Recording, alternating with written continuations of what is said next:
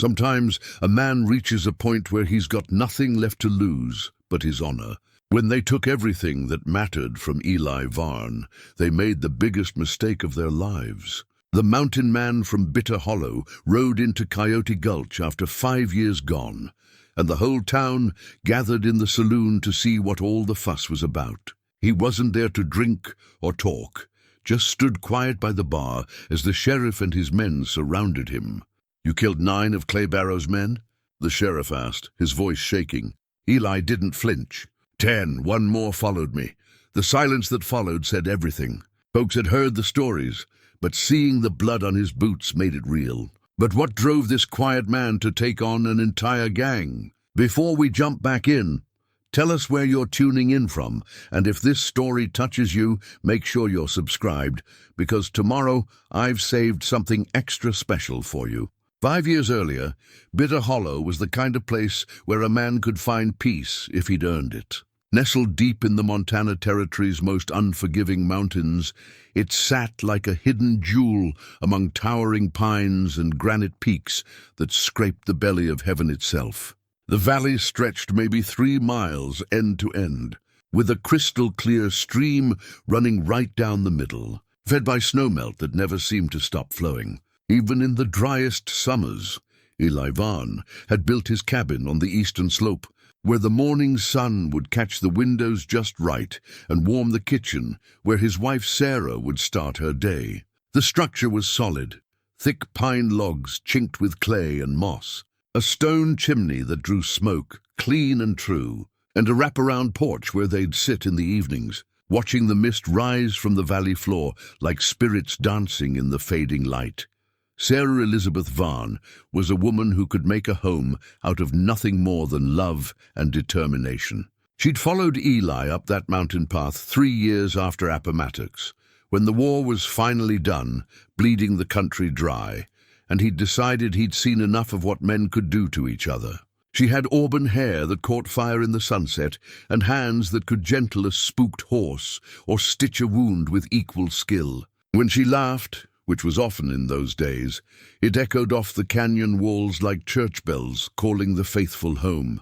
Eli himself was a different man then, still carried the lean strength of his cavalry days, still moved with the quiet precision of someone who'd learned that noise could get you killed. But the hard edges had softened some. The war had taught him to kill, but Sarah had taught him to live again. He'd traded his Army-issue Colt for a hunting rifle and spent his days trapping beaver and marten, selling the pelts down in Coyote Gulch when winter supplies ran low. The cabin held their dreams like a cupped hand holds water. Sarah had started a garden behind the house, coaxing vegetables from the rocky soil with the same patience she'd used to coax the nightmares from Eli's sleep. They talked about children, about maybe adding a room or 2 when the time came. Eli had even started clearing timber for a proper barn, thinking ahead to the horses they'd need when their family grew. Their nearest neighbors were members of the Blackfoot tribe who'd made seasonal camps in the northern part of the valley for generations. Chief Running Bear was an old warrior who'd seen enough of the changing world to value friendship over old grudges. He and Eli had developed a respectful relationship built on shared hunts and traded knowledge. The chief's grandson, a young brave named Swifthawk, often brought news from the outside world and sometimes stayed for Sarah's cooking, which had become legendary even among folks who'd never seen the inside of their cabin. Those were the golden years, when time seemed to slow down to match the rhythm of the seasons. Eli would rise before dawn to check his trap lines, moving through the forest like a ghost, reading sign and weather with skills honed by 20 years of staying alive in hostile territory. He knew every deer path, every hidden spring, every cave where a man could weather a blizzard. The mountains had become his cathedral and solitude his prayer. But peace, Eli had learned, was something you borrowed rather than owned. And the note always came due. Clay Barrow arrived in the Montana Territory like a plague of locusts, buying up land and pushing out anyone who wouldn't sell. He was a big man with bigger appetites, cattle, gold, timber. It didn't matter as long as it turned a profit. Back in Kansas, He'd built an empire on the bones of smaller ranchers, using hired guns to encourage reluctant sellers and corrupt sheriffs to look the other way. Montana represented fresh territory, new opportunities, and fewer people asking inconvenient questions about his methods. The first sign of trouble came on a crisp October morning when Eli found survey stakes driven into the ground near his southern property line. Someone had marked off sections of land that included part of his pasture and most of the creek that fed his water supply. When he pulled up the stakes and followed their trail, he found they led all the way down to the main road, part of a grand design that would fence off the entire valley. Sarah had been hanging laundry when he returned with the news. She took it the way she took most things, with calm determination and a stubborn refusal to be intimidated. "This is our home." "Eli," she said, pinning one of his shirts to the line with perhaps more force than necessary, "we built this life fair and square. No man has the right to take it from us." Eli knew she was right, but he also knew the type of man who put survey stakes on another person's land without asking permission first. Still, he tried the civilized approach. He rode down to Coyote Gulch and asked around until he found Clay Barrow holding court in the Silver Dollar Saloon, surrounded by men who looked like they'd been born with guns in their hands instead of rattles. Barrow was everything Eli had expected. Soft around the middle, but hard around the eyes, with the kind of smile that never reached past his teeth. He wore expensive clothes that didn't quite hide the Colt Navy revolver on his hip, and when he spoke, he had the smooth confidence of a man who'd never heard the word no and meant to keep it that way. "Mr. Varn," Barrow had said, not bothering to stand or extend his hand. "I've been hoping we'd have a chance to talk business." "My land's not for sale," Eli replied, keeping his voice level and his hands visible. The saloon had gone quiet around them, and he could feel the weight of hostile stares from Barrow's men. "Everything's for sale, friend. It's just a matter of finding the right price." Barrow's smile widened. "I'm prepared to be generous. That valley of yours is isolated, hard to defend. Accidents happen in country like that. It would be a shame if something unfortunate befell you and your lovely wife." The threat hung in the air like smoke from a green fire, acrid and unmistakable. Eli felt something cold settle in his chest, a familiar sensation he'd hoped never to feel again. It was the moment when civilization fell away, and you remembered that at heart men were still wolves, and wolves understood only strength. "I'll be going now," Eli said quietly. "But I want you to understand something, Mr. Barrow. That valley is my home, my wife's home. If you or any of your men come calling uninvited, you won't like what you find waiting." He'd left then, feeling their eyes on his back like target marks. But he'd made his position clear, and he thought that might be the end of it. Men like Barrow usually preferred easier prey, softer targets who would fold at the first sign of pressure. He couldn't have been more wrong. The attacks started small, subtle things that could have been accidents or bad luck if you didn't know better. Trap lines cut, horses spooked from their pickets, supplies that went missing from his cache sites. Eli recognized the pattern from his army days, the slow pressure campaign designed to wear down an enemy's resolve before the real assault began. But Sarah refused to be driven out. She'd planted roots too deep to abandon, and she met each new harassment with the quiet courage that had first attracted Eli to her. When someone poisoned their well, she helped him dig a new one.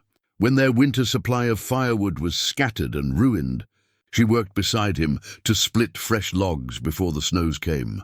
"They think they can make us run," she told him one evening as they sat by their fire, her head resting against his shoulder. "But we're not the running kind, are we?" Eli touched the simple gold band on her finger, feeling the smooth warmth of metal that had been worn thin by years of honest work. In his pocket, he carried a matching ring, his wedding band that he'd taken off each morning before heading out to check traps, a habit born from too many close calls where jewelry could catch on something at the worst possible moment. "No," he said, pulling her closer. "We're not the running kind." But he knew that soon enough, running wouldn't be an option for either of them. Clay Barrow was the kind of man who took what he wanted, and he wanted their valley. Eli had seen his type before in the war, men who confused cruelty with strength, who believed that might always made right.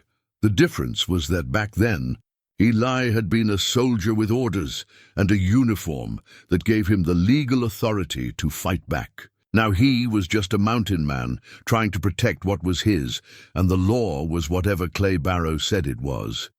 But Eli Varn had been protecting things that mattered to him for most of his adult life, and he was very, very good at it. The snow came early that year, blanketing Bitter Hollow in a silence so complete it felt like the world was holding its breath. November had barely begun when the first blizzard swept down from the peaks, dumping 3 feet of powder and sealing the valley off from the outside world until spring. For most folks, winter isolation was something to endure. For Eli and Sarah, it was a blessing.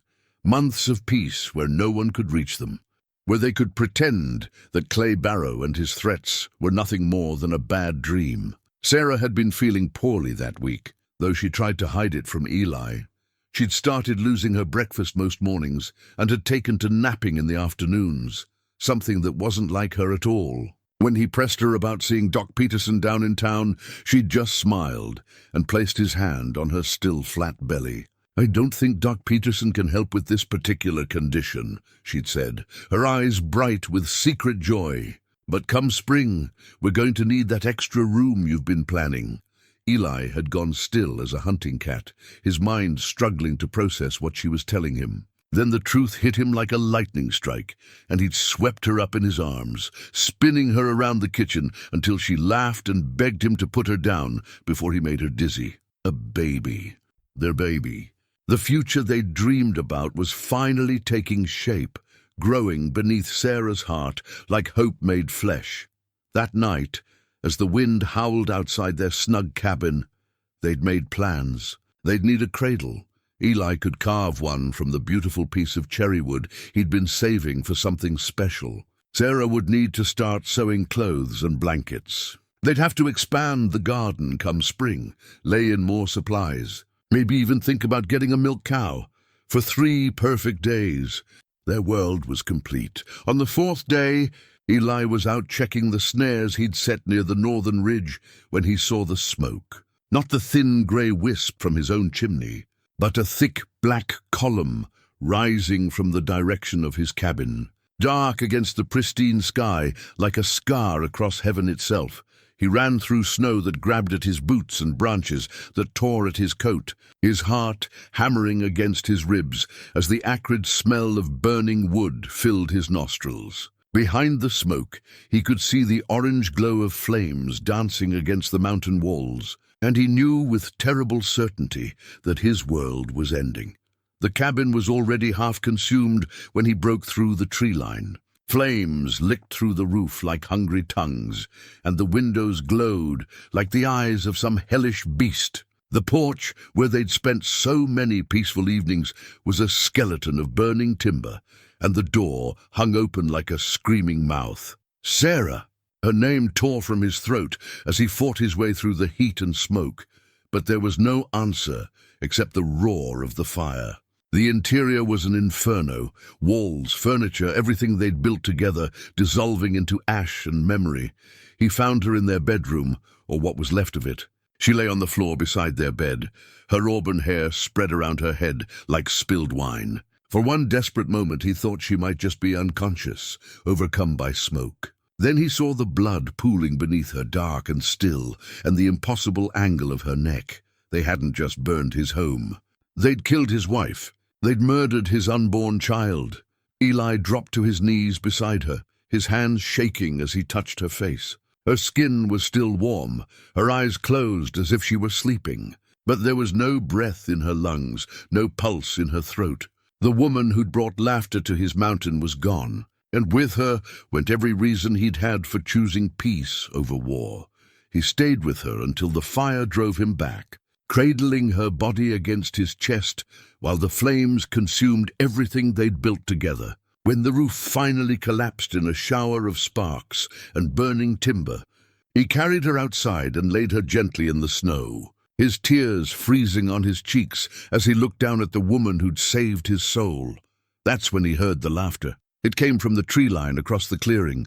Harsh, mocking sounds that cut through the night like broken glass. 3 men stepped out of the shadows, and even in the firelight, Eli recognized them as part of Barrow's crew. Jake Holloway, a mean-eyed killer from Texas. Pete Rawlings, who'd been bragging in the saloons about what he'd do to any homesteader who didn't know when to quit. And Tom Brennan, a half-breed gunfighter with dead eyes and quick hands. "Looks like your missus didn't want to leave after all," Holloway called out, his voice carrying clearly across the snow. "Had to convince her the hard way. Boss said to make sure you got the message," Rawlings added, his hand resting on his gun butt. "This valley belongs to Clay Barrow now. You can ride out come spring, or you can join your woman in the ground. Your choice." Eli rose slowly to his feet, his movements deliberate and controlled. The grief was still there, a wound so deep it might never heal, but something else was rising alongside it, something cold and sharp and utterly without mercy. He'd felt it before, in the war, when civilized men had to do uncivilized things to survive. But this was different. This was personal. "You killed my wife," he said, his voice carrying no more emotion than if he were commenting on the weather. "We killed a stubborn woman who wouldn't listen to reason," Brennan replied, his hand moving to hover near his Colt. "Now we're killing a stubborn man for the same reason." They drew together, 3 professionals who'd done this dance before. But Eli had been killing men since before any of them had grown whiskers, and grief had stripped away every restraint he'd learned in the years since the war ended. His own gun seemed to appear in his hand without conscious thought. The familiar weight of the Colt Peacemaker, as natural as breathing. The first shot took Holloway center mass, spinning him around and dropping him face first into the snow. The second caught Rawlings in the throat as he tried to clear leather, sending him stumbling backward with blood spraying from his ruined windpipe. Brennan was fast, faster than the other 2, but not fast enough. His bullet went wide as Eli's third shot punched through his chest, driving him to his knees in the snow. He stayed upright for a moment, looking down at the spreading red stain on his shirt with something like surprise, then toppled forward and lay still. The gunshots echoed off the mountain walls and faded into silence, leaving only the crackle of the dying fire and the whisper of falling snow. Eli stood among the bodies, smoke rising from the barrel of his gun, and felt something fundamental shift inside his chest. The man who'd chosen peace over war was dead, buried under the same roof that had sheltered his murdered wife. What remained was something harder, colder, a weapon pointed at the heart of Clay Barrow's empire. Eli holstered his gun and knelt beside Sarah one last time. He slipped her wedding ring from her finger and placed it in his pocket next to his own, the 2 pieces of gold clicking together like a promise. Then he gathered stones from the creek bed and built a cairn over her body, marking the spot where his old life had ended and his new purpose had been born. Before he left Bitter Hollow for the last time, he took one thing from the ruins of his home, a skinning knife with the bone handle that Sarah had given him for his birthday. The blade was still sharp, the steel unmarked by the fire that had taken everything else. By morning he was gone, disappeared into the high country like smoke on the wind. But Clay Barrow's men had started something they couldn't finish. And Eli Varn was going to teach them the difference between a mountain man at peace and a mountain man at war. The lesson was going to be written in blood. The high country in winter was a place where weak men died and strong men learned just how close to the edge they really lived. Eli Varn had spent the last 2 months moving through the peaks like a ghost with a grudge, living off cached supplies and what game he could take with snares and deadfalls. He'd grown lean as a wolf and twice as dangerous, his beard thick with ice and his eyes holding the kind of emptiness that came from staring too long into the abyss. The war had taught him patience. But grief had taught him something else entirely, how to nurse rage like a carefully tended fire, banking the coals until the moment came to let it burn everything in its path. He'd been watching Clay Barrow's operation from the high ridges, learning the patterns of the patrols, counting the men, mapping their camps and supply routes. Barrow had brought in more guns since the trouble started. Hard cases from Texas and Colorado who wore their weapons like other men wore their boots, natural and necessary. They'd set up a main camp in the old mining settlement at Dead Horse Creek, using the abandoned buildings as barracks and storehouses. From his hiding place among the rocks, Eli could see the whole layout spread out below him like a military installation. Guard posts at the natural approaches, sentries walking regular beats, even a rough stable for their horses. It was the kind of setup that would have impressed his old cavalry commander, professional, thorough, and designed to withstand a sustained assault. But Eli wasn't planning an assault. He was planning a hunt. The first one died on a Tuesday morning, 3 miles from the main camp. Billy Hodges was a young punk from Kansas who'd signed on with Barrow for the easy money, thinking that pushing around mountain farmers would be simpler than facing down armed men on the frontier. He'd been riding the Southern Patrol route alone, confident in his quick draw and the reputation of the men behind him. Eli took him from 100 yards with a single rifle shot, clean through the heart. By the time the other patrols found his horse wandering riderless back to camp, his body was already covered with fresh snow, and the mountain man was miles away, moving through terrain that would challenge a mountain goat. The second kill came 3 days later. Frank Dalton, no relation to the famous outlaws, despite what he told folks in saloons, was watering his horse at a creek when something made him look up. The last thing he saw was a figure in buckskins emerging from the trees like death in winter clothes. Eli's knife took him in the throat before he could even think about reaching for his gun. This time Eli left a message. He carved 3 words into a tree beside the body. "For my Sarah." Word spread fast among Barrow's men that they had a serious problem. The easy job of intimidating homesteaders had suddenly become a deadly game of cat and mouse, with someone who knew these mountains better than they knew their own mothers' faces. The patrol started traveling in groups of 3 or 4, but that just made them slower and easier to track. Eli struck again on Sunday, picking off a scout named Murphy from long range as the man tried to find his trail. Then he disappeared for a week, letting fear do its work on the survivors. He knew from experience that waiting was often deadlier than bullets. Men's imaginations were more terrible than any enemy they could see and fight. Clay Barrow himself rode up to Dead Horse Creek to see what all the fuss was about. He was a man who'd built his empire on fear and intimidation, and the idea that some mountain hermit was picking off his hired guns like ducks in a shooting gallery was more than his pride could stand. "How many men has he killed?" Barrow demanded, pacing back and forth in front of the main building while his remaining crew watched nervously. "4 so far," replied his foreman, a grizzled killer named Sam Crutchfield who'd been with him since the Kansas days. "But it ain't just the killings, boss. It's the way he's doing it, like he's playing with us." "Playing?" Barrow's voice rose an octave. "4 of my best men are dead, and you think this is some kind of game?" "That's just it," Crutchfield said, lowering his voice. "They weren't our best men. He's been picking off the weak ones, the careless ones. It's like he's culling the herd, getting rid of the chaff before he comes for the real fighters." The truth of that statement settled over the camp like a cold fog. Eli wasn't just killing randomly. He was being selective, strategic. Every man he'd taken had been alone, separated from the group, vulnerable. He was reducing their numbers while simultaneously testing their defenses, learning their weaknesses. "We need to draw him out," Barrow decided. "Set a trap, make him come to us on our terms." "With respect, boss," Crutchfield replied, "this ain't Kansas. Up here, he's got every advantage. He knows the country. He's got places to hide we'll never find, and winter's on his side. Maybe we should consider..." "Consider what?" Barrow's hand dropped to his gun butt. "Running? Abandoning everything I've worked for because one man with a grudge got lucky a few times." Crutchfield knew better than to push the point. Clay Barrow hadn't built his empire by backing down from fights, even when backing down was the smart play. Pride was both his greatest strength and his greatest weakness, and right now it was driving him toward a confrontation that could cost them all their lives.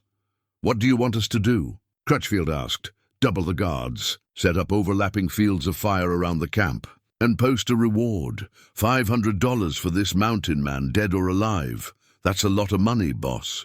"It's a lot less than what he's already cost me," Barrow replied grimly. "And I want it known that the offer extends to anyone who can bring me information about him. Where he's hiding, how he's moving, what he's planning." But Eli Varn wasn't hiding in the conventional sense. He was moving through his own country like water through stone, following paths he'd learned over 5 years of calling these mountains home. He had supply caches hidden in places no white man had ever seen. Shelters carved into cliff faces that were invisible from more than 20 feet away. More importantly, he had allies that Barrow didn't know about. Chief Running Bear found him on a snowy ridge 2 weeks after the killing started. The old warrior appeared out of the storm like a spirit, his face grim with news from the valley below. "Your enemy brings more men," Running Bear said without preamble. 20 new guns from the south. "They speak of burning out my people if we help you." Eli felt something cold settle in his stomach. "I never meant to bring trouble to your tribe." "Trouble was coming whether you fought or not," the chief replied. "This Barrow wants all the land, not just yours. He has told his men that Indians have no claim to territory that could be used for cattle." The 2 men stood in the swirling snow, understanding passing between them without words. This wasn't just about Eli's murdered wife anymore. It was about everything decent people had built in this harsh but beautiful country. "What do you need?" Running Bear asked simply. "Information," Eli replied. "And maybe a way to move around without being seen." The old chief smiled, the expression transforming his weathered face. "In winter we know paths that not even the spirits use. This Barrow's men see only what is in front of them. They do not understand that the mountain has memory, and memory has teeth." Swift Hawk was Running Bear's grandson, a young warrior who moved through the forest like smoke given form. He'd grown up hunting these mountains and knew every cave, every hidden trail, every place where a man could disappear and emerge miles away without leaving a track. When he volunteered to guide Eli through the network of ancient paths that connected the high country, it was like being given a map to an invisible world. "My grandfather says you fight with honor," Swifthawk told him as they moved through a narrow canyon that didn't appear on any white man's chart. "He says the spirits of your woman and child call for justice." Eli had told Running Bear about Sarah's condition before she died, and the old chief had grieved with him in the way of men who understood that some losses cut too deep for words. In the Blackfoot tradition, the murder of a pregnant woman was among the gravest of crimes, one that demanded blood payment from the entire family of the killer. "Your grandfather is wise," Eli replied, following the young brave along a ledge that seemed barely wide enough for a mountain goat. "But this isn't your fight. Any man who would kill a woman heavy with child is enemy to all people," Swifthawk said simply. "And Barrow's men have already begun stealing horses from our herds. They think we are weak because we do not ride to war immediately. That was the problem with men like Clay Barrow. They saw restraint as weakness, patience as cowardice. They never understood that the most dangerous enemies were often the ones who took time to choose their battles carefully. The hidden trail brought them to an overlook above Barrow's supply convoy, a string of wagons making their way up the frozen road toward Dead Horse Creek. Eli counted 20 men riding guard, more than he'd expected, but not more than he could handle with the right approach. "They're carrying more than supplies," Swifthawk observed, pointing to the way the wagons rode low on their springs. "Ammunition, maybe weapons. Something heavy." Eli studied the convoy through his telescope, noting the spacing between the guards, the condition of their horses, the way they rode. These weren't the same caliber as the men he'd been picking off. These were professionals, alert and disciplined. Barrow was learning from his losses and upgrading his operation. "There," Eli said, pointing to a narrow section of the trail where it passed between 2 steep rock faces. "Classic choke point. They'll have to bunch up to get through, and the guards won't be able to spread out if trouble starts. Swifthawk grinned, understanding immediately. You want to take the whole convoy? I want to send Barrow a message he can't ignore, Eli replied. Show him that his money can't buy him safety up here. They spent the rest of the day preparing the ambush. Eli had learned the art of demolition during the war, and Swifthawk knew which rocks would tumble with the right encouragement. By evening, they had charges set at 3 strategic points along the narrow passage, positioned to create a rock slide that would block the trail and trap the convoy in a killing ground. The wagons arrived just after dawn, moving slowly through the treacherous footing of the mountain road. Eli waited until the lead riders were committed to the narrow passage before triggering the first charge. The explosion echoed off the canyon walls like thunder, and tons of rock crashed down behind the convoy. Sealing off their retreat, chaos erupted as horses reared and men shouted orders. But Eli was already moving to his second position. The guards were good. They dismounted quickly and took cover, returning fire with disciplined volleys that kept his head down. But they were fighting an enemy they couldn't see in terrain they didn't understand. Swifthawk hit them from the opposite side, his rifle speaking with deadly precision as he picked off any man who showed himself in the open. The young warrior had learned to shoot from his grandfather, who'd learned from necessity during the Indian Wars, and his marksmanship was exceptional even by frontier standards. The battle lasted less than an hour. But when the smoke cleared, half of Barrow's escort was dead or wounded, and the entire convoy was either destroyed or captured. Eli found what he'd been hoping for in the lead wagon, a strongbox containing enough gold to fund a small army, along with correspondence that detailed Barrow's larger plans for the territory. The letters made for grim reading. Barrow wasn't just interested in Bitter Hollow. He wanted to control the entire Northern Valley system, driving out homesteaders, miners, and Indian tribes alike. He'd made deals with corrupt territorial officials, bribed judges, and even arranged for federal troops to be unavailable when complaints were filed against his operations. He's bought himself a small kingdom, Eli muttered, reading through the documents by firelight. And everyone in it is either working for him or marked for removal. But there was something else in the correspondence that caught his attention, references to a final solution for the Indian problem, and mentions of a man called Colonel Morrison, who was apparently coordinating with territorial militia units. Swifthawk read the letters over Eli's shoulder, his face growing darker with each page. This Morrison, I know this name. He led the attack on Crying Wolf's village 2 winters past. Killed women and children, claimed they were hiding stolen horses. Eli felt a familiar chill settle in his bones. He'd heard about the Crying Wolf massacre, one of those incidents that decent folks preferred not to discuss too openly.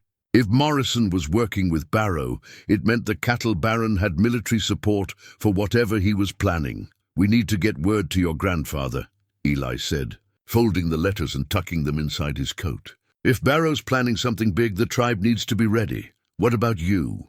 Swifthawk asked. Will you come to our winter camp? Eli shook his head. I've got more hunting to do. But these letters, they're proof of what Barrow's really up to. When the time comes to present evidence, they might be the difference between justice and a cover-up. They parted ways at the canyon mouth, Swifthawk disappearing into the forest like a shadow while Eli headed back into the high country. But the game had changed now. What had started as personal revenge was becoming something larger, a war for the soul of the territory itself. Barrow had made the mistake of thinking he could buy his way out of any problem, but there were some things that money couldn't purchase.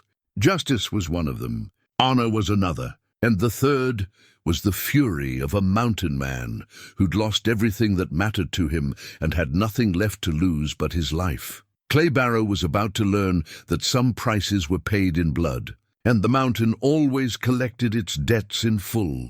Winter deepened into the kind of cold that could kill a man in minutes if he made the wrong choice. But Eli Varn had become something beyond the reach of ordinary human frailty. He moved through the frozen landscape like a force of nature, striking without warning and vanishing before anyone could mount an effective response. The war in the mountains had become personal for every man wearing Clay Barrow's brand, and that was exactly what Eli wanted.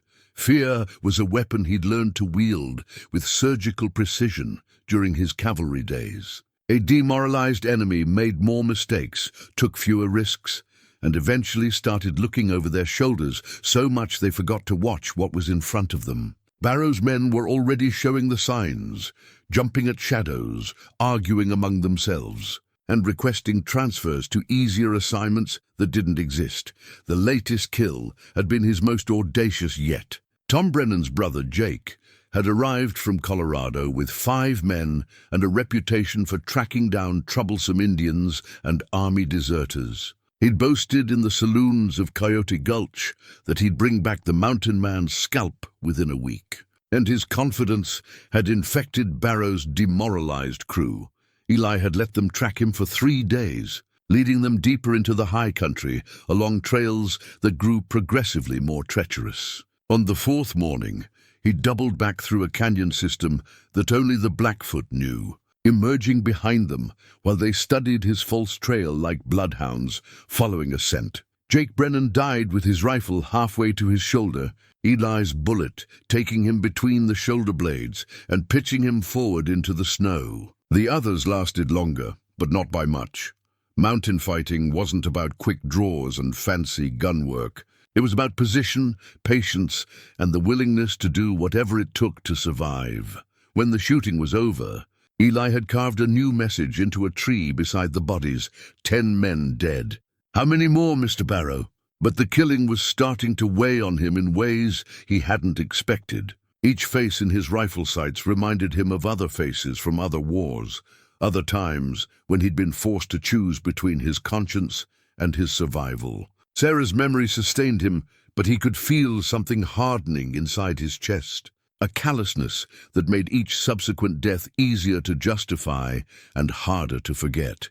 The nightmares had started coming regularly now, not just dreams of Sarah's murder, but older ghosts from Shiloh and Antietam, from cavalry charges that had turned into slaughterhouses and retreats that had become routs. War changed a man in ways that peace could heal but never completely erase. And Eli was discovering that grief could reopen old wounds with surgical precision. He was camped in a cave system that Swifthawk had shown him, deep enough in the mountain to be invisible from the outside, but with multiple exits in case he needed to leave quickly. The fire was small and smokeless, built from wood so dry it burned almost clean, and he was reading through Barrow's correspondence again when he heard the approach of moccasined feet on stone. Running Bear appeared at the cave mouth like a spirit materializing from the storm outside. The old chief moved with the careful dignity of a man whose bones remembered too many winters.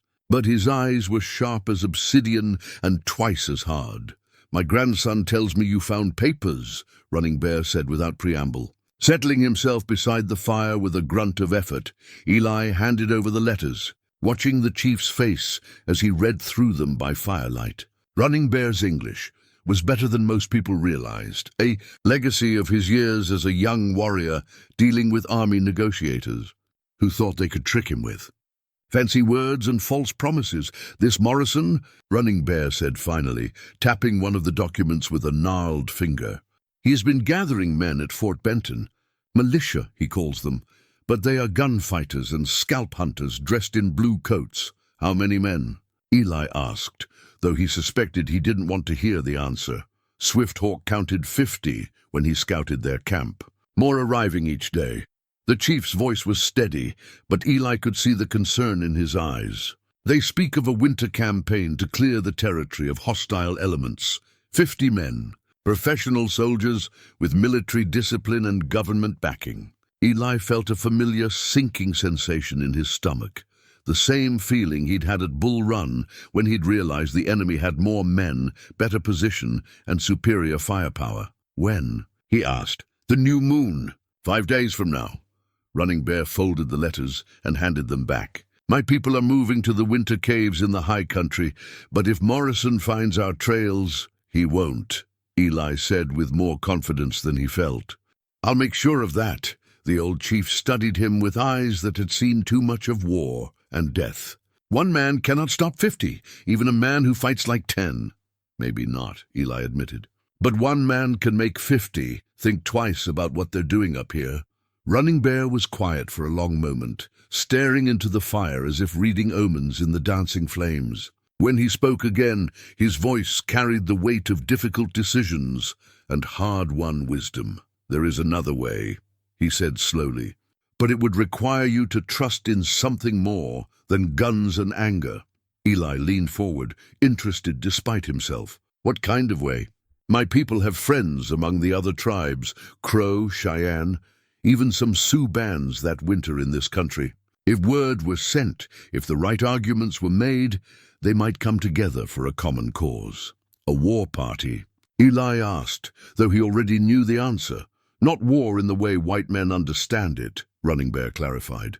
Something older, a gathering of peoples who have shared these mountains since before your ancestors dreamed of crossing the Great Water. The implications were staggering. An alliance of tribal forces would outnumber Morrison's militia by at least 2 to 1, and they'd be fighting on terrain they knew better than their own lodge fires. But it would also mean escalating the conflict beyond anything the territorial government could ignore, turning a local land dispute into something that might require federal intervention. The cost, Eli began. The cost of doing nothing is higher, Running Bear interrupted. Barrow and Morrison mean to drive us from this land permanently. If we do not make a stand now, there will be no second chance. Eli touched the wedding ring in his pocket, feeling the smooth gold that had once symbolized a future now lost forever. Sarah would have understood the choice he was facing. She'd always been able to see the larger picture, the connections between individual actions and their broader consequences. What would you need from me? He asked finally. Proof that white men and red men can fight together for something greater than revenge, Running Bear replied. And your word that when this is over, you will help us present our case to the territorial authorities. It was a leap of faith that would bind him to a cause larger than his personal grief, transforming his war of vengeance into something that might actually change the balance of power in the territory. But it also meant accepting responsibilities that extended far beyond settling accounts with Clay Barrow. You have it, Eli said, extending his hand to the old chief. Both. They shook hands beside the fire, sealing an alliance that would reshape the conflict in ways neither of them could fully anticipate. Outside the cave, the wind howled through the peaks like the voices of ancient spirits, and Eli wondered if Sarah's ghost was among them, watching as her husband chose a path that might finally lead to something resembling justice. The gathering took place in a hidden valley that existed in the spaces between territorial maps, a place where ancient hunting trails converged, and the spirits of the mountain were said to speak directly to those who knew how to listen. Representatives from 5 tribes had made the dangerous winter journey, their faces painted for war council and their weapons blessed by medicine men who remembered when the buffalo herds stretched beyond the horizon. Eli felt like an intruder at first, the only white man in a circle of warriors who had every reason to see him as just another land-hungry settler. But Running Bear had spoken for him, vouching for his character and his commitment to justice, and gradually the suspicion in their eyes had given way to cautious respect. The talking lasted 3 days. Each chief had to hear the full story, examine Barrow's letters, and debate the wisdom of taking up arms alongside a man whose people had been driving them from their ancestral lands for generations. There were heated arguments, passionate speeches, and moments when Eli thought the whole alliance would collapse into mutual recrimination and old grievances. But in the end, it was the simplest truth that carried the day.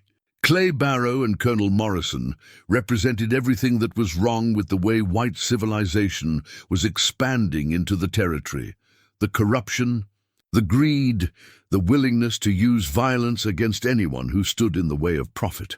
If they succeeded here, their methods would become the template for every other territorial dispute, and the tribes would find themselves fighting the same battle over and over until there was nowhere left to retreat. Grey Wolf, the Crow war chief, put it most succinctly: "This Barrow kills women with babies in their bellies. This Morrison burns villages and calls it justice. If we do not stop them here, who will stop them tomorrow?"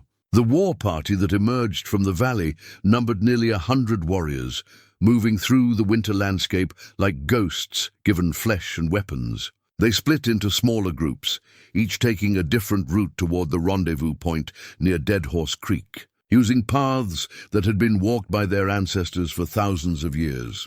Eli rode with Swifthawk and a dozen Blackfoot warriors, learning their methods of winter warfare as they moved through country that would have been impassable to conventional cavalry. These men could travel 20 miles a day through snow that would stop a white man's horse, living off cached supplies and emergency rations that sustained them in conditions that would kill most soldiers. But the closer they got to the coming confrontation, the more Eli found himself wrestling with doubts that had nothing to do with military tactics or strategic planning. He'd started this war to avenge Sarah's murder, but it had grown into something far larger, a conflict that might reshape the balance of power in the entire territory. The weight of that responsibility pressed down on him like the mountain air, thin and hard to breathe. "You think too much," Swifthawk observed as they made camp on their final night before the attack. "My grandfather says it is the curse of educated men. They see all the ways things can go wrong instead of focusing on the one way they can go right." "And what's the one way this can go right?" Eli asked, stirring the coals of their small fire. "Barrow dies. Morrison dies. Their men scatter like rabbits before wolves." Swifthawk's grin was wolfish in the firelight. "Everything else can be settled after the shooting stops." It was the kind of simple wisdom that cut through complexity like a sharp knife, and Eli envied the young warrior his certainty. But 30 years of fighting had taught him that battles rarely ended the way anyone expected, and the consequences of violence had a way of spreading far beyond the original combatants. Still, when morning came and the war party took their positions around Dead Horse Creek, Eli felt the familiar calm that always descended on him before action. All the planning and worrying was finished. Now there was only the fight itself, and the knowledge that he was finally going to settle accounts with the men who'd murdered his wife. Morrison's militia had arrived during the night, 50 men in blue coats who'd set up a proper military camp with sentries and picket lines. They looked professional and disciplined, veterans of Indian campaigns who knew their business and weren't easily rattled. But they were also strangers to this particular country, and they'd positioned themselves in a valley that could become a trap if the right pressure was applied at the right points. The attack began at dawn, but not in the way Morrison expected. Instead of a frontal assault on his fortified position, the tribal warriors hit his horse herd first, stampeding the animals and stranding his men on foot in deep snow. Then they struck his supply wagons, destroying ammunition and provisions that would be impossible to replace before spring. By the time Morrison realized he was facing an organized force rather than random raiders, his command was already scattered and demoralized. His men were good soldiers, but they'd been trained to fight conventional enemies on open ground, not ghosts who appeared and vanished among the rocks and trees. Eli took personal charge of the assault on Barrow's compound, leading a mixed force of Blackfoot and Crow warriors in a pre-dawn attack that caught the cattle baron's men completely off guard. The fighting was brutal and close quarters, the kind of combat where experience and desperation mattered more than fancy weapons or military training. He found Clay Barrow himself in the main building, trying to burn documents while gunfire raged outside. The cattle baron was smaller than Eli had expected, soft around the middle and pale with fear, clutching a nickel-plated revolver that shook in his hands like a leaf in a high wind. "You're the mountain man," Barrow said, his voice barely above a whisper. "The one who's been killing my men. I'm the husband of the woman you murdered." Eli replied, his own gun steady as granite. "And I'm here to collect the debt you owe." Barrow's eyes darted toward the window, calculating his chances of escape, but there was nowhere to run. The sound of battle was moving closer, and both men could hear the war cries of the tribal warriors as they overran the last pockets of resistance. "I can pay you," Barrow said desperately. "More money than you've ever seen. Enough to buy your own ranch, your own town if you want it." Eli thought about Sarah's wedding ring in his pocket, about the baby that would never be born, about the peaceful life that had been stolen from them by this man's greed and ambition. "Some things aren't for sale," he said quietly, and pulled the trigger. The shot echoed through the building and out into the winter morning, marking the end of Clay Barrow's empire and the beginning of something new in the territory. But as Eli stood over the body of his wife's killer, he felt none of the satisfaction he'd expected, only a hollow emptiness where his rage had been, and the uncertain knowledge that vengeance was a poor substitute for the life he'd lost. The papers Clay Barrow had been trying to burn, when he died, told a story that changed everything Eli thought he knew about his wife's murder. Hidden among the routine correspondence about cattle purchases and territorial bribes was a single letter that made his blood run cold. Written in Sarah's own careful handwriting and dated just 2 weeks before her death. "Mr. Barrow," the letter began, "I am writing to you against my husband's wishes, but I believe that reasonable people can find reasonable solutions to their differences. Eli does not know about this correspondence, and I would prefer to keep it that way until we can arrange a meeting to discuss terms." Eli's hands shook as he read the words that overturned everything he'd believed about the night his world ended. Sarah hadn't been an innocent victim caught in the crossfire of Barrow's expansion. She'd been trying to negotiate a peaceful settlement behind his back, believing that she could find a way to save their home without violence. The letter continued in Sarah's distinctive voice, the same tone she'd used when talking him out of his darker moods after particularly bad nightmares about the war. "I understand your position, and I sympathize with the challenges of building a business in this territory. My husband is a proud man who has seen too much violence, and he cannot separate his memories of the war from the current situation. But I am with child now, and the prospect of raising a family in the middle of a range war fills me with dread." She'd known about the baby when she wrote the letter, known and tried to use that knowledge to forge a peace that would protect their future. Eli felt something crack inside his chest as he realized how completely he'd failed to understand the woman he'd loved more than his own life. "I propose a meeting at our cabin, just the two of us, to discuss compensation for any inconvenience our presence might cause your plans. I'm confident that we can reach an arrangement that satisfies everyone involved. After all, there is surely enough land in this vast territory for all of us to prosper."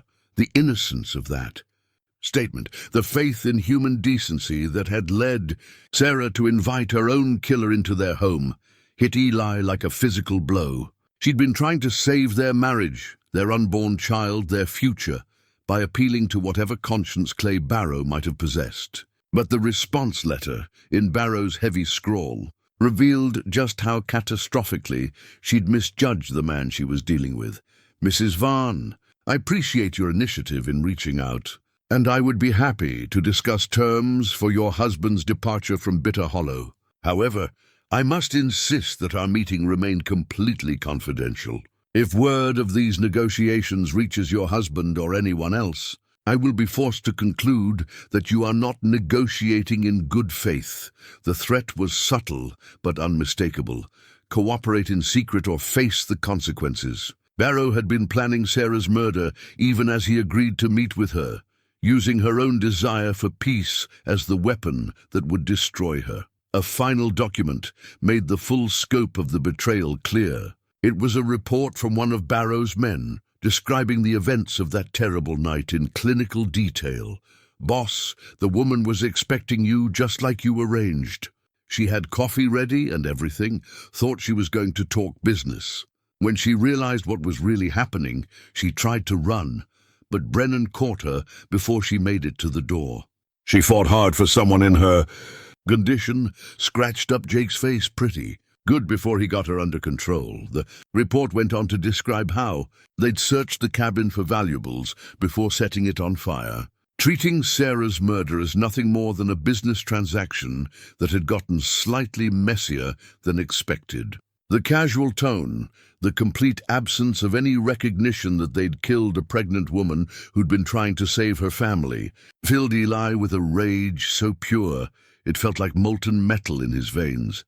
But there was one more revelation waiting in the burned papers, one that explained everything that had happened since. The letter was signed not by Clay Barrow, but by someone identified only as the Syndicate, and it outlined a plan that dwarfed anything Eli had imagined. Mr. Barrow, your efforts to secure the northern valleys are proceeding according to schedule, but certain territorial officials are beginning to ask inconvenient questions about your methods. We are therefore implementing the Morrison Protocol, which will provide legal cover for all future operations. The Morrison Protocol, as outlined in subsequent documents, was a scheme to use false flag operations and manufactured incidents to justify military action against hostile elements in the territory. Colonel Morrison wasn't just a corrupt officer looking to make some extra money.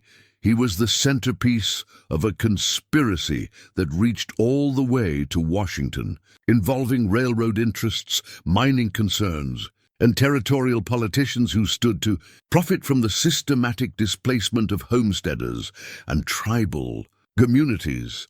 Sarah's murder hadn't been about Clay Barrow's cattle empire. It had been about creating the kind of violence that would justify Morrison's winter campaign.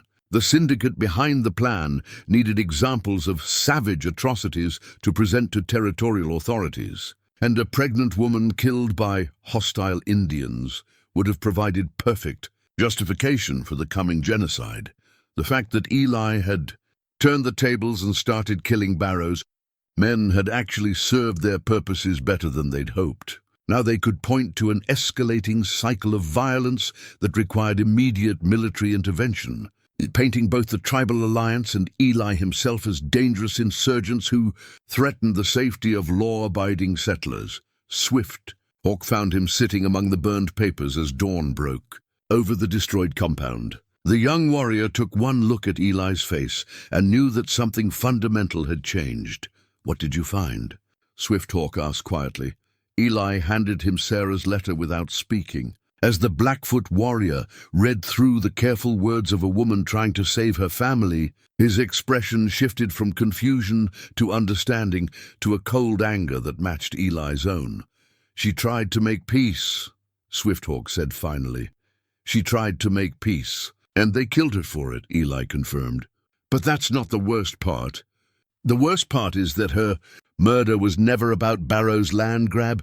It was about starting a war that would give the territorial government an excuse to wipe out every homesteader and Indian in the northern valleys. The implications were staggering.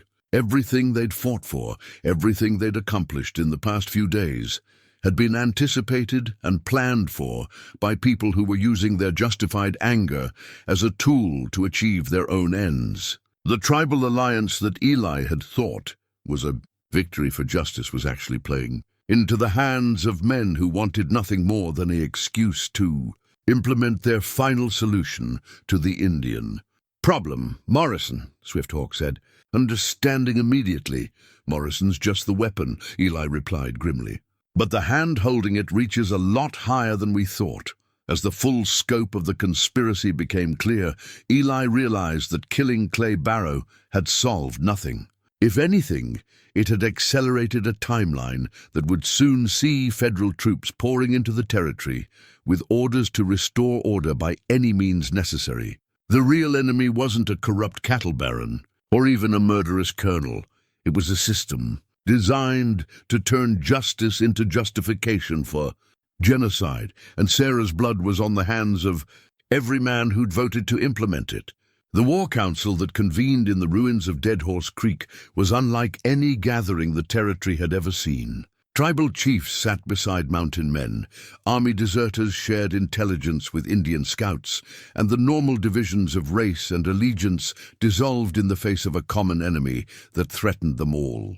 Word had spread fast about the documents Eli had discovered, and representatives from communities throughout the northern valleys had made the dangerous journey to hear the truth about the Morrison Protocol.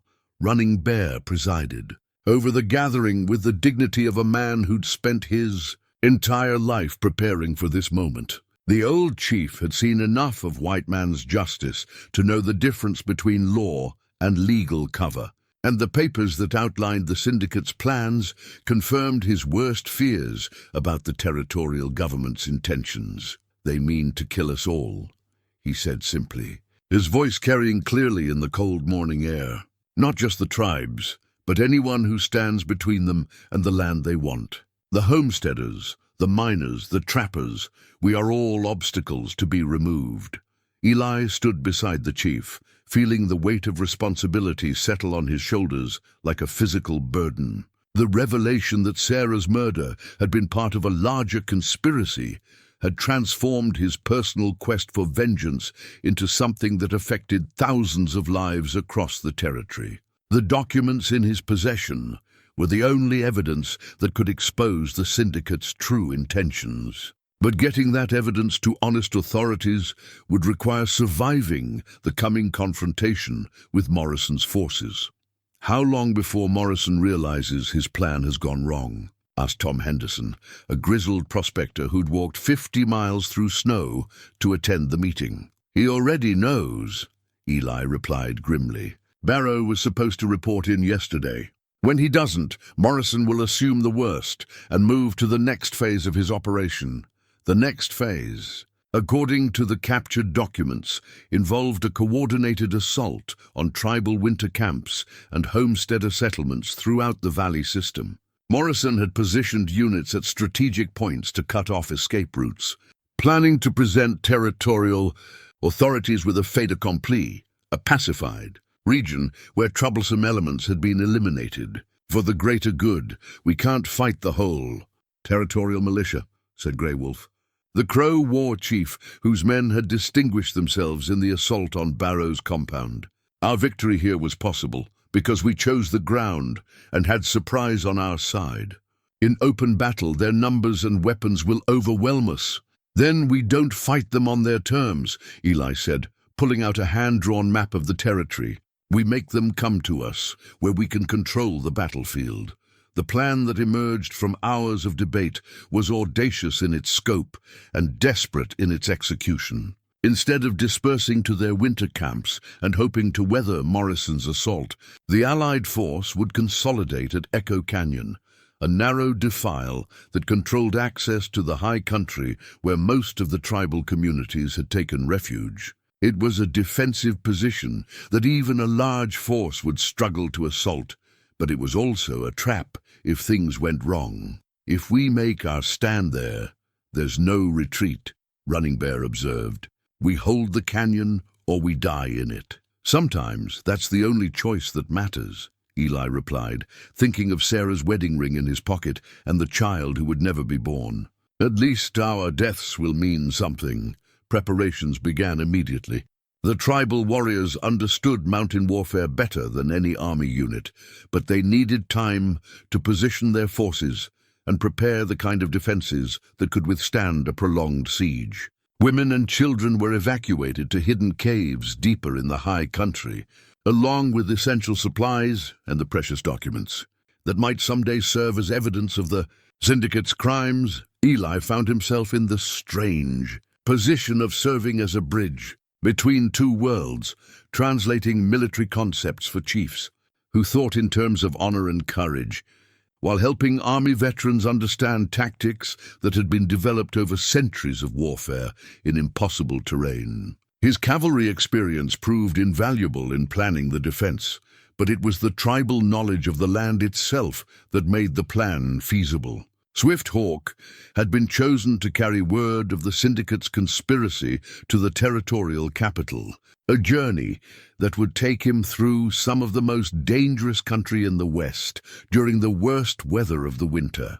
It was likely a suicide mission, but the young warrior had volunteered without hesitation, understanding that exposing the truth was more important than any individual's survival. "If I don't make it through," Swifthawk told Eli on the night before his departure, "make sure the story is told. Make sure people know that we died fighting for something more than ourselves." "You'll make it through," Eli replied, though they both knew the odds were against it.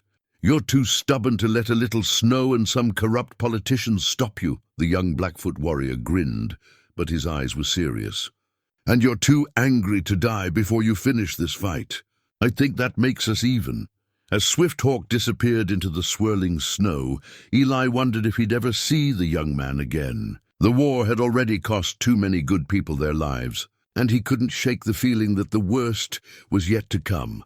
Morrison's forces arrived at Echo Canyon 3 days later, a column of blue-coated soldiers moving with the mechanical precision of professional military units. From his position among the rocks above the canyon entrance, Eli could see the colonel himself, a tall man with graying whiskers and the kind of rigid posture that came from decades of military service. He rode at the head of his column like a conqueror entering a defeated city, confident in his superior numbers and firepower. But Morrison wasn't just bringing soldiers to the fight. Behind the main column came wagons filled with territorial officials, newspaper correspondents, and other witnesses who were apparently meant to observe the pacification of the hostile elements threatening peaceful settlement. The syndicate had prepared for every eventuality, including the need to justify their actions to a broader audience. "They're planning to make an example of us," Running Bear observed, watching the approaching force through Eli's telescope. "Kill us all, then tell the world we were dangerous savages who threatened innocent settlers. Then we'll have to disappoint them," Eli replied, checking his rifle one last time. "Are your men ready?" "They have been ready since their grandfathers first saw white soldiers in this country," the chief answered. "The question is whether you are ready to see this through to the end." Eli thought about the question as he watched Morrison deploy his forces in a textbook assault formation. The colonel was clearly a competent officer who'd done this before, probably during the Indian Wars that had shaped the military's approach to frontier conflicts. He would attack by the book, using overwhelming force to crush resistance quickly and decisively. But Echo Canyon wasn't a typical Indian village or isolated homestead. It was a fortress that had been prepared by people who understood both modern warfare and ancient tactics, defended by an alliance that represented everything the syndicate was trying to destroy. The fight that was coming would determine not just the fate of the Northern Territories, but the kind of society that would emerge from the violence. As the first shots echoed off the canyon walls and the battle for the soul of the territory began in earnest, Eli touched Sarah's ring one last time and wondered if she would have approved of the choice he'd made. Then the time for wondering was over, and there was only the fight itself, brutal, desperate, and absolutely necessary. Morrison had come to the canyon expecting to face a rabble of disorganized savages and mountain hermits. Instead, he was about to learn what happened when free people decided they'd rather die fighting than live on their knees. The lesson was going to be written in blood and carved into the living rock of the mountains themselves, a testament to the idea that some things were worth more than life itself. Justice was one of them. Honor was another. And the third was the simple right to live free on the land that had shaped your people for generations beyond counting. The first assault came at dawn, with Morrison's forces advancing in parade ground formation up the narrow canyon floor. It was exactly the kind of textbook maneuver that worked perfectly against conventional enemies. But Echo Canyon had been prepared by men who understood that rules were meant to be broken when survival was at stake. Eli waited until the lead elements were committed to the killing ground before giving the signal. The canyon walls erupted in rifle fire, muzzle flashes blinking like deadly stars among the rocks as tribal warriors and mountain men opened up from positions that had been carefully prepared over the past 3 days. The crossfire was devastating, catching Morrison's men in an overlapping field of fire that left nowhere to hide and no room to maneuver. The slaughter was over in minutes. Morrison's advance guard, 2 full companies of territorial militia, ceased to exist as an effective fighting force, their bodies scattered across the canyon floor like broken dolls. The survivors stumbled back toward the main force, carrying word of the disaster to a colonel who'd never faced this kind of organized resistance from hostiles. But Eli took no satisfaction from the victory. Each dead soldier was someone's son or husband, men who'd probably signed up believing they were serving a just cause. The real enemy, the syndicate pulling Morrison's strings, remained safely distant from the consequences of their decisions, counting profits while other people paid the blood price for their schemes. "First blood to us," Running Bear observed, reloading his ancient Springfield with the practiced efficiency of a man who'd been fighting losing battles for most of his adult life. "But Morrison has more men than we have bullets. It was the fundamental problem with their defensive strategy. They could win individual engagements, but they couldn't sustain a prolonged fight against an enemy with superior numbers and supply lines. Every bullet they fired was irreplaceable. Every casualty they suffered weakened their already thin ranks." Morrison seemed to understand the mathematics as well. His second assault came from 3 directions simultaneously, with units advancing up side canyons that Eli's scouts had thought were impassable. The colonel was learning from his initial failure, adapting his tactics to the terrain in ways that showed real military competence. The fighting became a series of desperate skirmishes as tribal warriors fell back from position to position, buying time with their lives while their families retreated deeper into the mountain strongholds. Eli found himself commanding a mixed force of Blackfoot and Crow warriors, army deserters and mountain men who'd never taken orders from anyone but were united by their hatred of everything Morrison represented. "Hold! The North Ridge!" he shouted to Grey Wolf as another wave of blue-coated soldiers appeared at the canyon mouth. "Don't let them flank our main position." The Crow war chief nodded grimly, gathering his remaining warriors for what would probably be their final stand. They'd started the day with 30 men. Now they were down to fewer than 20, and ammunition was running dangerously low. Morrison's third assault nearly broke through the defensive line. His men had learned to use the canyon's natural features for cover, advancing in small groups that were harder to target effectively. They'd also brought up artillery, a mountain howitzer that could punch holes in the stone breastworks the defenders had built among the rocks. The first shell exploded just above Eli's position, showering him with granite fragments and filling the air with choking dust. The second one killed 3 Blackfoot warriors who'd been holding the center of the line, opening a gap that Morrison's infantry immediately tried to exploit. "Fall back to the second line," Eli ordered, though he wondered if there would be enough men left to make a second line meaningful. They'd inflicted terrible casualties on Morrison's forces, but the colonel seemed willing to spend his men's lives like water to achieve his objectives. As the defenders pulled back to their prepared positions higher up the canyon walls, Eli caught sight of Morrison himself, directing the assault from a safe distance behind his advancing troops. The colonel was close enough that a good shot might take him out, but he was also surrounded by enough bodyguards to make any assassination attempt suicidal. Still, the temptation was almost overwhelming. Morrison was the head of the snake, the man whose death might end the immediate threat to the tribal communities and homesteader settlements. But Eli knew that killing him would only create a martyr for the syndicate to use, another justification for the genocidal policies they were trying to implement.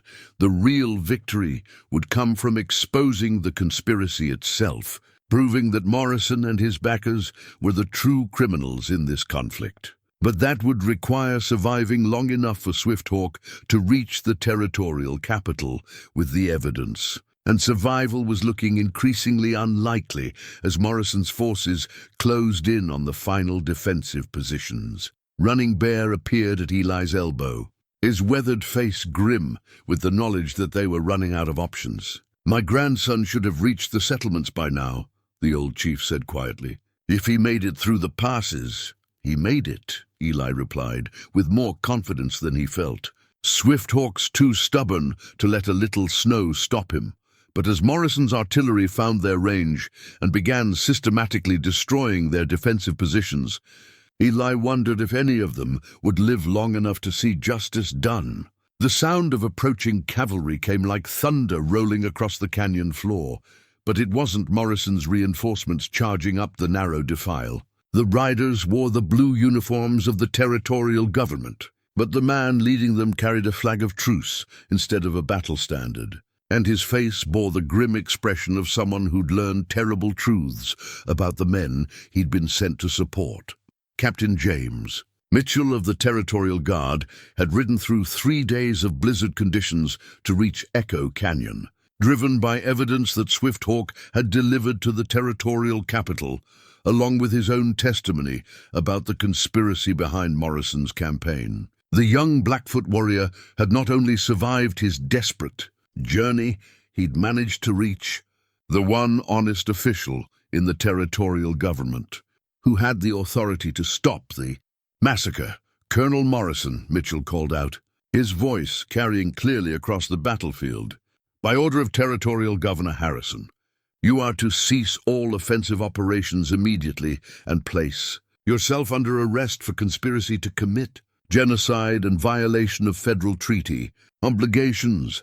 Morrison's face went white as he realized that his carefully constructed cover story was collapsing around him. The documents that were supposed to have been destroyed with Barrow were now in the hands of authorities who could read between the lines of bureaucratic language and see the true scope of the syndicates. The plans, Captain Mitchell, Morrison replied, trying to maintain his composure. I'm afraid you've been misled by hostile propaganda. These people are dangerous insurgents who have already murdered dozens of innocent settlers. My orders come directly from... Your orders come from a criminal conspiracy that has been exposed, Mitchell interrupted, dismounting from his horse with deliberate precision. The governor has seen the evidence, Colonel. We know about the Morrison Protocol. We know about the syndicate. And we know that you've been using federal resources to commit mass murder in the name of territorial development. The confrontation between the two officers played out in full view of both armies, and Eli could see the effect it was having on Morrison's men. These were soldiers who'd enlisted to serve their country, not to participate in a genocidal land grab disguised as law enforcement. The revelation that they'd been lied to and manipulated was written on their faces as clearly as if it had been carved in stone. Stand down, all of you, Mitchell ordered, addressing Morrison's forces directly. Any man who continues to follow illegal orders will be considered a participant in this conspiracy and prosecuted accordingly. Morrison's hand moved toward his sidearm, but he found himself staring down the barrels of a dozen rifles as his own men turned their weapons on him. The careful discipline that had made his forces effective in battle now worked against him as soldiers who'd been trained to follow legitimate authority recognized that he no longer represented it. You don't understand what you're doing, Morrison said desperately. These territories need to be developed. The railroad, the mining interests, the cattle ranchers, they're the future. These savages and squatters are just obstacles to progress. Progress built on murdered pregnant women isn't progress, Eli called out from his position among the rocks. It's just murder with a better marketing campaign. He climbed down from the defensive positions, his rifle held ready but not threatening, and walked toward the cluster of officers in the canyon below. Running Bear and Grey Wolf followed him, their warriors emerging from cover with the careful caution of men who'd learned not to trust white men's promises too quickly. You must be Eli Varn, Captain Mitchell said, extending his hand. Swifthawk told us about you. About what really happened to your wife. Eli shook the offered hand, studying Mitchell's face for signs of deception or hidden agendas. But the captain's eyes were steady and honest, and Swifthawk wouldn't have trusted him if he'd been anything other than genuine. The evidence is strong enough to bring down the entire conspiracy, Mitchell continued. But we'll need testimony from the survivors to make sure everyone involved pays for their crimes. What about our people? Running Bear asked, speaking for the first time since the shooting had stopped. Will the government honor its treaties? Or will there be another colonel next year with a different excuse for taking our lands? Mitchell's expression grew thoughtful as he considered the question. That will depend on what happens next. The territorial government is going to need to rebuild its credibility after this scandal. Honoring existing treaties and negotiating fair settlements for past grievances would be a good place to start.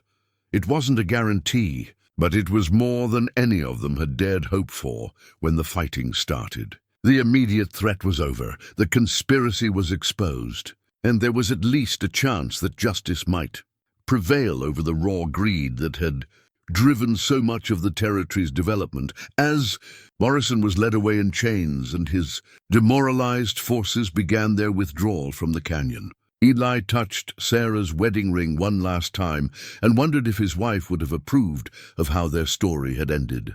The violence was over, but the real work of building a just society was just beginning. Spring came early to Bitter Hollow that year, melting the snows that had covered Sarah's grave through the long winter of violence and revelation. Eli stood beside the cairn he'd built over her remains, holding a letter from the territorial capital that confirmed what Captain Mitchell had promised. The syndicate's conspiracy had been fully exposed, its members either imprisoned or fled to avoid prosecution, and the territorial government had committed to honoring existing treaties while negotiating fair compensation for past grievances. Justice, it seemed, was more than just a word after all. The trial had lasted 3 months, with testimony from dozens of witnesses who'd suffered under the syndicate's schemes. Morrison himself had broken under questioning, revealing the full scope of the conspiracy in exchange for a life sentence instead of the hangman's noose. The railroad interests, mining companies, and corrupt officials who'd funded the operation faced financial ruin and federal prosecution. Their dreams of easy profits buried under an avalanche of evidence and public outrage. But for Eli, the real victory wasn't in the courtroom. It was in the changes that were already taking shape across the territory. Running Bear's people had been granted permanent rights to their traditional hunting grounds, with federal guarantees that would be harder for future politicians to ignore. The homesteaders who'd been driven from their land were being compensated and invited to return, their property rights protected by new territorial laws that closed the loopholes the syndicate had exploited. Swift Hawk had become something of a celebrity, his desperate winter journey transformed into legend by newspaper accounts that portrayed him as a heroic messenger who'd saved countless lives by exposing the truth. The young Blackfoot warrior handled the attention with characteristic humor, insisting that anyone could have done what he'd done if they'd been stubborn enough to keep moving, when the smart thing would have been to find shelter and wait for spring. Besides, he told Eli during one of their conversations, riding through a blizzard is easier than explaining to my grandfather why I let a bunch of corrupt white men get away with murder. The cabin Eli was building on the site of his old home was smaller than the one he'd shared with Sarah, but it felt right somehow. A place for reflection rather than the dreams of a family that would never be. He'd thought about leaving Bitter Hollow entirely, starting over somewhere that didn't carry so many painful memories. But something kept him anchored to this particular piece of mountain country. Maybe it was Sarah's presence, which he still felt sometimes in the evening mist that rose from the valley floor. Maybe it was the responsibility he'd accepted when he'd joined forces with Running Bear and the other chiefs, a commitment to help build the kind of society that could prevent future tragedies. Or maybe it was simply the recognition that running away from grief was just another form of surrender. And he'd surrendered enough for one lifetime. The letter in his pocket was from Tom Henderson, the old prospector who'd become an unofficial spokesman for the homesteader community. The territorial government was forming a commission to oversee the implementation of the new policies. and they wanted Eli to serve as a liaison between the various communities that had been affected by the syndicate's operations. It was the kind of bureaucratic position that would have horrified his younger self. But it was also an opportunity to ensure that the changes they'd fought for weren't quietly reversed when public attention moved on to other issues. "You thinking about taking that job?" Running Bear asked, appearing at the edge of the clearing with the silent footsteps that seemed to be a tribal specialty. Eli folded the letter and tucked it back into his pocket. "I'm thinking about it. Someone needs to keep an eye on these politicians. Make sure they remember their promises." "Good," the old chief said, settling himself on a fallen log with the careful movements of a man whose bones had endured too many winters.